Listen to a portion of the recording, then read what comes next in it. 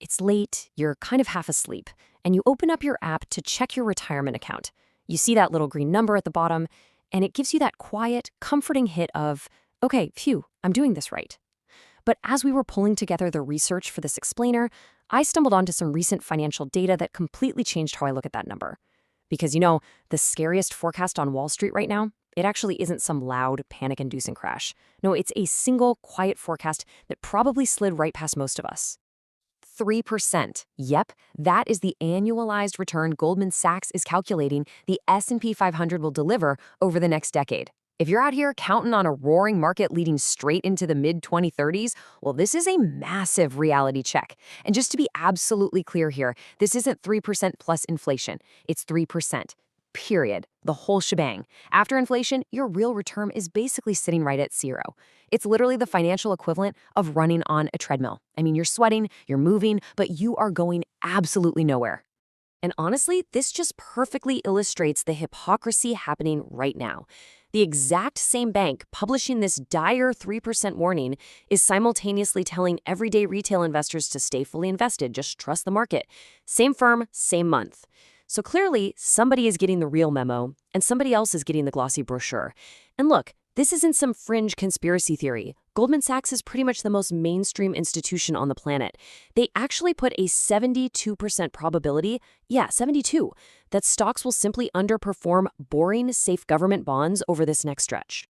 To really wrap our heads around the danger here, let's talk about Catherine. She's 28, just opened her first brokerage account, and honestly, she's doing everything right. Now, everyday investors like Catherine, they expect a massive 15% annual return. Advisors expect a more grounded 7%. But then you get to Wall Street's actual model, Goldman Sachs is forecasting just 3%. We are looking at a terrifying collision here, a collision between the reality everyday investors are banking their futures on and the reality Wall Street is actually modeling behind closed doors. So you're probably wondering, where on earth does this 3% number even come from? Well, Goldman didn't just pull it out of a hat. They pulled it right off the price tag. Enter the CAPE ratio. You can basically think of this as the market's price tag, but it's adjusted so you can compare today's valuation to literally any single moment in financial history. And right now, this ratio is stuck in extreme territory, the exact kind of territory that has historically preceded lost decades. Actually, the closest modern comparison we have is the dot-com bubble era. It's simple math, really. When you pay unusually high starting prices for stocks, history shows your future returns tend to be significantly lower than average. Percentages don't really scare anyone until you slap a dollar sign on them. So let's do the math. Let's say you have $100,000 invested today.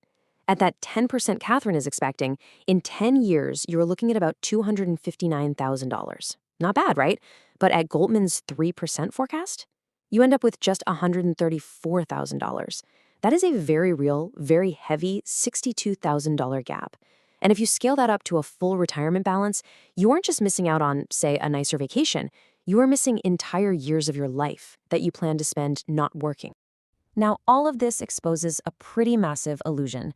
Meet Daniel. He's 57, less than 8 years away from retirement. He thinks his money is incredibly safe because it's in a broadly diversified index fund. But, reality check, since the post-2024 surge, the index has become wildly concentrated. What Daniel thinks is a safe fund is actually just a massive bet on a tiny handful of Silicon Valley CEOs. A very small group is completely dwarfing the rest of the market. These are the specific names deciding Daniel's future: Apple, Microsoft, NVIDIA, Amazon, Alphabet, Meta, and Tesla. The famous Magnificent Seven. Roughly a third of Daniel's entire life savings is riding on just these 7 stocks, which, by the way, all do roughly the same things and tend to move together. I mean, NVIDIA alone has grown into an absolutely enormous share of the index. And the crazy thing is, Daniel didn't choose this. He didn't get a memo. The index just quietly concentrated right underneath him while he was busy doing everything right. And this brings us straight into the concentration trap. Look, when people say the market had a great year, what they really mean is that 7 stocks had a great year and dragged the other 493 along with them, kind of like a giant group project where only one kid does the work.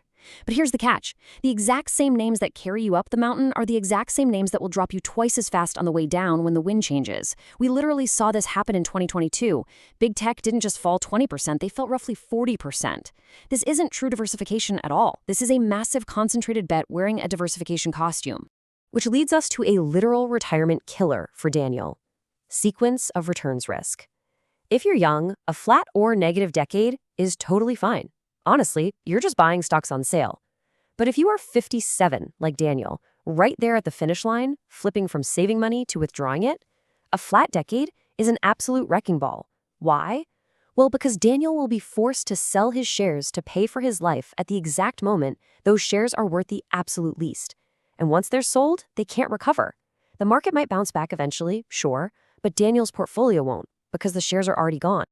The craziest part of all this, we've actually watched this exact movie before. From the start of the year 2000 to the end of 2009, someone holding the S&P 500 earned roughly -1% a year for an entire decade. 10 years of absolutely nothing. They literally called it the lost decade. A young investor dollar cost averaging through it ended up perfectly fine. But a retiree who started drawing down their portfolio in 1999, they ran out of money in their 70s. It was the exact same market, but a completely different life, decided entirely by timing they couldn't control. Now, if you want the true nightmare scenario, just look at Japan in 1989. Their stock market hit an all-time high. It was incredibly expensive, highly concentrated, and everyone was absolutely certain it was just going to climb forever. Well, it then took an astonishing 34 years just to get back to that break-even level. Just think about that for a second. 34 years. A baby born the day that market peaked could literally have a mortgage and a midlife crisis before the portfolio fully recovered. The harsh truth is, markets do not owe you a recovery on your personal schedule. As if the math wasn't tough enough to deal with, we also have to fight human nature. There's this research firm called Dolbar that tracks investor behavior, and their findings are brutally consistent. Average investors earn meaningfully less than the very funds they own.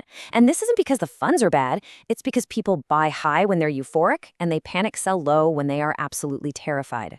The fund itself does fine over the long haul, but the human holding it flinches, panics at the worst possible moment, and leaves massive amounts of money on the table. Now let's flip the coin and look at the counter-argument, because the honest bull case genuinely deserves a fair hearing in this explainer. The Magnificent Seven are definitely not the Pets.com of the year 2000. Back then, Pets.com sold dog food at a massive loss and basically lit Super Bowl ad money on fire. Today, companies like NVIDIA are absurdly profitable. They print real, actual cash. Their chips are completely sold out into the future. It really is a genuinely different animal. Artificial intelligence could very well be a real productivity revolution that justifies these historically insane prices, giving these companies room to actually grow into their massive price tags. But here's the absolutely critical takeaway from all this valuation talk. Stocks were technically expensive in 2017 and 2019 and 2021. Anyone who panicked, sold everything, and sat in cash missed out on enormous gains. As this quote perfectly captures, the CAPE ratio is a brilliant 10-year compass and a totally useless next week GPS. It tells you the financial weather for the entire decade, but tells you absolutely nothing about tomorrow. Trying to time a crash is just a guaranteed way to make that Dolbar mistake on purpose. So what do we actually do with all this information? Well, the solution looks completely different depending on who you are.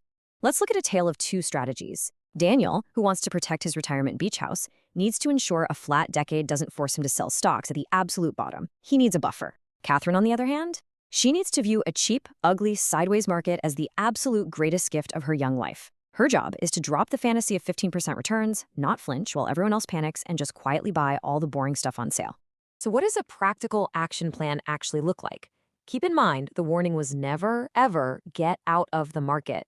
The warning is simply stop being secretly all in on 7 stocks.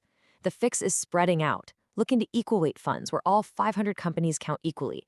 Consider international stocks, boring value stocks, or even bonds that finally pay a real yield. It's really all about building a sturdy portfolio that can survive a 3% decade without you losing sleep. And that brings us to the ultimate question today. The real danger isn't some loud crash on the evening news. It's a quiet decade that completely underwhelms, while you blindly assume you are right on track. Unprepared retirements come straight from the gap between what you are counting on and what the math is actually forecasting. So I leave you with this.